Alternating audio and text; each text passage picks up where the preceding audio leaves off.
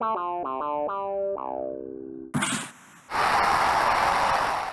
was such a disappointing game last night. Like, seriously disappointing. In the first period, Nylander got a breakaway. The goalie stopped the breakaway. Tavares was following up the play, and he had a defenseman on him. So the goalie stops the breakaway. There's a big rebound in front of him. Tavares can't get a stick on it because the defender grabbed Tavares' stick and actually pulled it out of Tavares' hand. No penalty. In the same period, Domi got a high stick. Pretty hard one. I think he didn't have like a super bloody nose or anything, but it bloodied his nose a little. Like, he got hit pretty hard in the face. No call on that. And I can't remember the third one. There was 3 prominent ones that didn't get called. And that is not why Toronto lost. Mind you, if those got called, maybe they score a goal on one of those. Maybe that gets the Leafs going, something, right? But the league is so corrupt. It's pathetic, the shit that they're letting Florida get away with. But besides that, Toronto played like shit. They didn't even play like, they played like they weren't even really there. They're already on vacation somewhere or something. Like, there was the effort. They were going through the motions and they were playing hockey, but the effort was just so low. There was Scott Laughton for Toronto and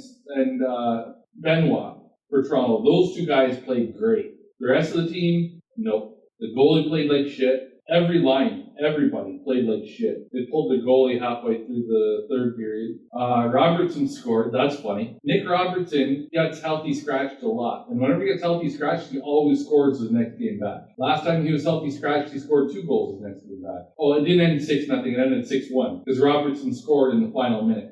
When it was 1-0, the game was over. I knew it. Florida played Toronto the entire game until the third period, but by then it's like 3, 4, 5-0. And they were done. But that's when Toronto started actually trying, like, oh, geez, maybe we should start skating now. It was horrible. Yeah, that was so disappointing. Toronto wins the first 2 games of the series. They lose the third game, but in overtime, they could have won that game, the third one, and went up 3-0, but they didn't. And then they play like shit and lose a second game in a row. And then they play even worse and lose a third game in a row.